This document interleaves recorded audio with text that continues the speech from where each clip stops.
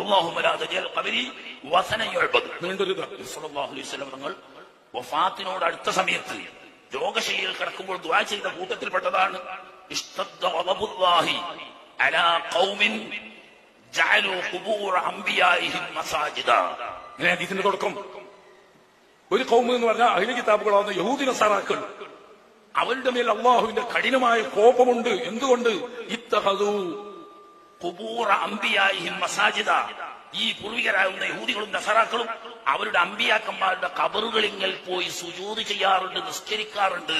ഖബറുമ്മൽ നിസ്കരിക്കലും ഖബറിനേക്ക് മുന്നിട്ടുകൊണ്ട് നിസ്കരിക്കലും ആവുന്ന ഖുബൂറിനെ മസാജിദാക്കുന്നതുണ്ട്. എന്നിട്ട് അല്ലാഹുമ്മ ലാ തജഅൽ ഖബരി വസനൻ യുഅബദ്. പൂർവ്വ സമുദായങ്ങളൊക്കെ അവരുടെ സമുദായങ്ങൾ ആ അമ്പിയാക്കന്മാരുടെ ഖബറിൽ നിന്ന് മസാജിദാക്കി ഖബറിലേക്കോ ഖബറിന് മുകളിലോ സുജൂദ് ചെയ്യുന്ന ഒരു അവസ്ഥയുണ്ടായിരുന്നു. എന്റെ ഖബറൊരിക്കലും അങ്ങനെ ആരാധിക്കപ്പെടുന്ന ഒരു വിഗ്രഹമാക്കരുതേ എന്ന് ഹബീബ് റസൂലുള്ളാഹി സ്വല്ലല്ലാഹു അലൈഹി വസല്ലം നമ്മൾ ദുആ ചെയ്തു.